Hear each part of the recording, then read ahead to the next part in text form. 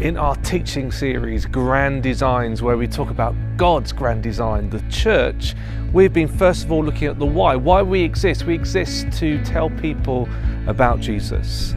Last week, Helen talked about the who, the fact that we all have a part to play in God's church.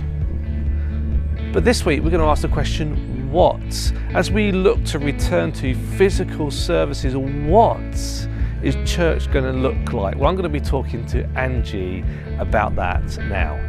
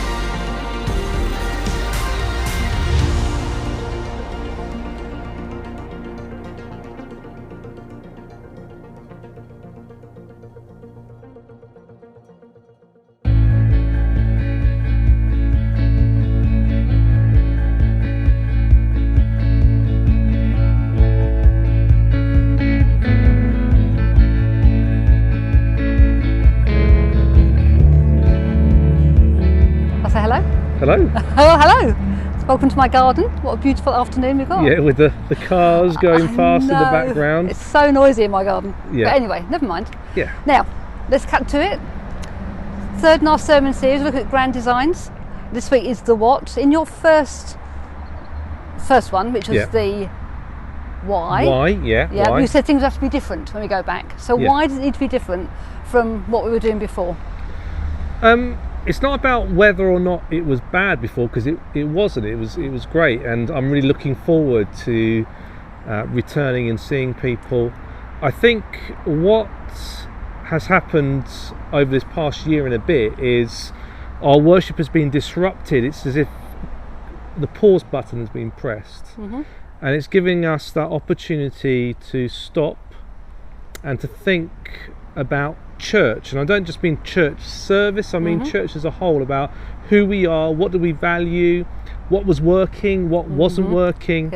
And it gives us an opportunity, probably for the first time ever, to really think, okay, where do we want to go with this, who do we want to be, and we get a chance to start again, which I think's really exciting. Yeah, anything particular you're looking forward to? Yeah, and obviously I'm looking forward to seeing people. I mean, back in the first lockdown, we had a church meeting and we asked people what were they missing. And probably the two things that came out was people were missing corporate worship, so worshipping together. And for me, I don't know what it's been like for you, but I found it really difficult to worship in this last year. Oh, it's really hard, and it's great stuff on the telly, but it's not the same. You can't engage in the same way. And you put the kettle on and go make a cup of tea and you chat. Yeah, usually, I have to admit, usually if I'm watching another church, I fast forward through the songs. So we've really missed that, just being together and worshipping together. And I think there's a real strength in that, and there's also real spirituality about that. Being together in one place, worshipping God together. So that's one thing I've missed, and people said they missed. The other thing they missed was just fellowship, just spending time with one another. Interestingly, they didn't say they missed my sermons. That's because we're still having those, Martin. Yeah, and that's the thing. There are things that we've managed to carry on doing online. Preaching is one of them, and studies have shown that actually people don't really find it that different listening to a sermon online to listening in person. Obviously, as a church, as a preacher, I've got a captive audience, whereas at home you can switch off quite easily. But actually the thing that people have missed is worshipping together and being together. And I think as we go back to a Sunday morning service, we want to pick up on that. But actually we want to pick up on that in a much broader sense. I think now we've got a chance to go, you know what? Sunday service isn't a Sunday service in the building on a Sunday morning, perhaps isn't as important as we once thought it was. It doesn't mean it isn't important, But I was talking to my home group the other week and asked them the question off the back of the sermon that you just mentioned. How did their faith? How was their faith in the last year? Thinking they'd say, "Oh, we really struggled. It was really difficult. You know, it went down. I can't wait to get back." And actually, what people consistently said was, "My faith grew." Wow. In the last year during lockdown, and it wasn't because of our online services. It was because of meeting together. Now we've been meeting every week on Zoom. Yeah. Zoom's difficult to make relationships, but if you know people, that works really, really well. And we've met pretty much every single week consistently. It's been easier for people to engage, and their faith has grown because of that connection that they have built. And I think we need to be realistic that discipleship doesn't really happen on a Sunday morning. Discipleship happens in life, and it happens in conversation and relationship, and I think that needs to be a foundational part of who we are as Hawley Baptist Church. That actually we want to say, you know, if you could only pick one thing, you could either go to a home group or you could go to the Sunday morning service. I would say to them, go to a home group, because that's where you journey with people through life, that's where you support one another, you pray for one another, and that's where you disciple one another. So I think that's something key for when you go back. So if you've got a bit of an emphasis there, so where do Sundays fit into that? So what are Sundays for? That's a really good question. Things have changed a little bit. Obviously we know that people want worship and they want being together, so that's something really important. The other thing is, often the first time people saw our church and saw us was when they walked through the doors on a Sunday morning. What this past year and a bit has offered them is a window into our church life through the internet, and that's going to continue. That actually people can find out who we are. They can watch our services, listen to our sermons online before they've ever gone through our doors. This is where websites are really important. YouTube's really important, because that's people are judging us before they meet us. So we don't have to. People aren't coming to us cold on a Sunday morning. And yet we want to be an accessible church. We want to be a church that people come along to and they can easily access what's going on. That's about the language we use, the way things are laid out, the welcome they receive, the instructions they get. Because church is a weird place and we do weird things. So it's important that people don't feel like a fish out of water. I think we need to be focused. So we want to be as inclusive as we can, but we can't be everything for everyone. And I think what some of the research has shown in other churches is that we need to make church something that's worth getting out of bed for, worth getting out of your pajamas for. And people have got very used to staying in their own homes with their own coffee in their pajamas watching church. So it's got to be something worthwhile getting out for. One of those things that makes it worthwhile is children's work. Now actually, if we focus on families and we focus on providing good quality children's work, which we were doing anyway, then people will come out for that. I mean, as a parent myself, any opportunity to get my kids out of the house and to give them to someone else for an hour or so is a real bonus.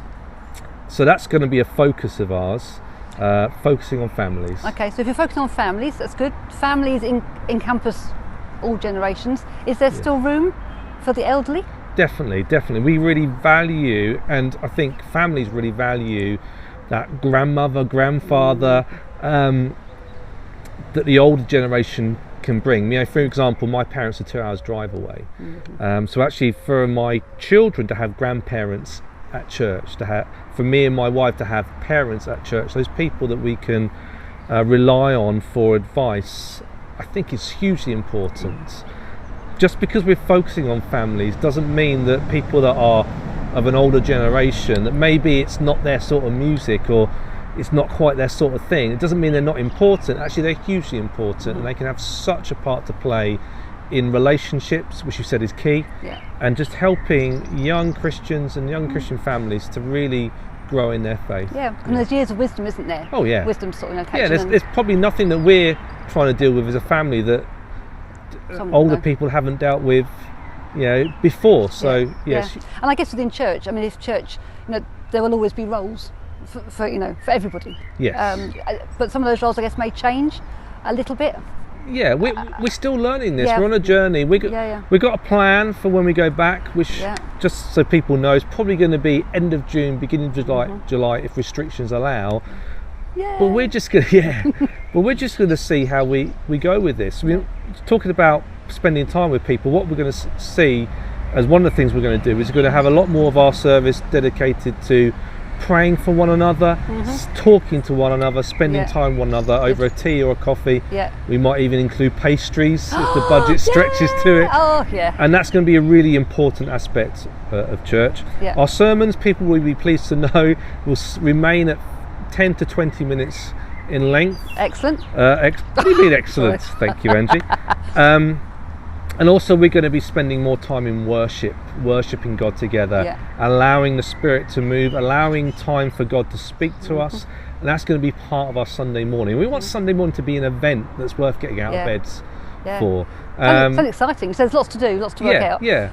A bit terrifying. There is.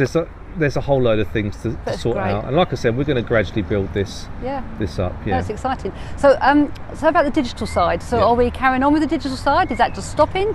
What's the plan there?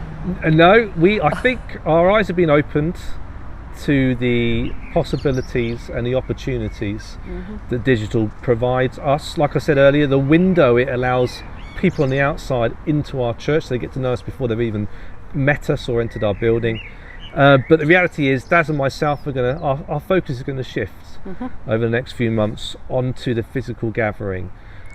So we haven't got as much time to spend on digital.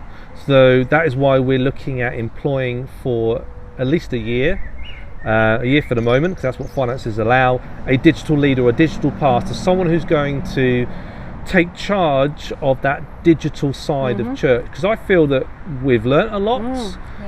We've done well, but we're just dipping our toe in an ocean, and we need someone who's experienced and dedicated to really help us grow in that. And the key thing about that is not about numbers of views on YouTube, it's about making connections, turning contacts into connections, building relationship with the aim of bringing them into a physical space, a home group, Sunday mornings, whatever it is. It's all about relationships. Because that's really hard, isn't it? People watch our YouTube and they enjoy it, they might even comment, but then if they're never going to engage and we're never going to be able to say hello and give them a hug. Yay! Yes, and that's going to be the shift. The end is always physical, but we need to recognise, particularly with the younger generation who are digital natives and of whom we kind of have a gap in our church for that age group, is that digital is the place we need to reach into to get them, to bring them into a relationship with us and ultimately a relationship with Jesus.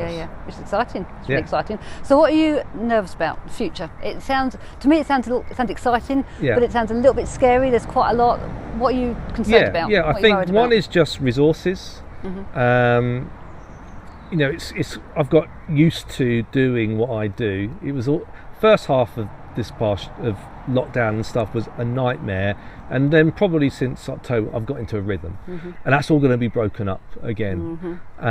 Also, it's difficult to know where people are at the moment. I mean, my wife shared, if people watch Friday Night Worship, about how anxious she feels about being with other people, and there's going to be a whole load of people who are watching this thinking, I'm really anxious about going back to church, not just because of COVID, but just because I'm not used to being around people, I'm not used to having conversations. And yet, as we look forwards to where we want to go as a church, we want to really be reaching out, stepping out of our comfort zones, building relationships, drawing people into our community. And if people are either too anxious or they're too comfortable, then that's really going to be a barrier. And probably people are more comfortable now than ever.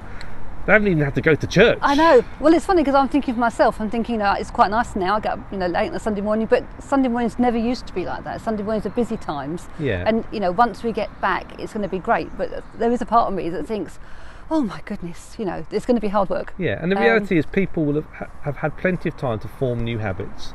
Which means the old ones have gone. And then it may surprise us, those who were the staunch attendees of Sunday services, morning and evening, suddenly they're not there anymore because they've found a new habit, a new rhythm, and they've made that decision, I don't want to go back to what I was before. So it's a bit negative. What are you excited about? Is it exciting? It is. Is it I'm positive? really. I hope you get the idea that I am really excited about it, because I think now more than ever, we've got a real opportunity to reach out, to be a church which isn't closed but open, where people can see what we're doing. We've got an opportunity to start afresh and to start as we mean to go on, and say, this is who we are, this is what we value, and if you like it, come and join us. And I think that's a really, really exciting. Yeah. You know, since when has the church had an opportunity to do that? Never. In recent history? No, never. It's really exciting. I think it's really exciting. Yeah. Anything else you want to add? I think Anything that is it. But anything I haven't asked you? no, but I would say, please, people, pray. Yeah. Because we could do all this and it can all fall flat, Yeah. because God's got to be in it. It's got to be God's plan, and it's got to be Him moving by His Holy Spirit in us and also in our community. Yeah. We want to be involved in His work, not our own. Yeah. Thank you very much.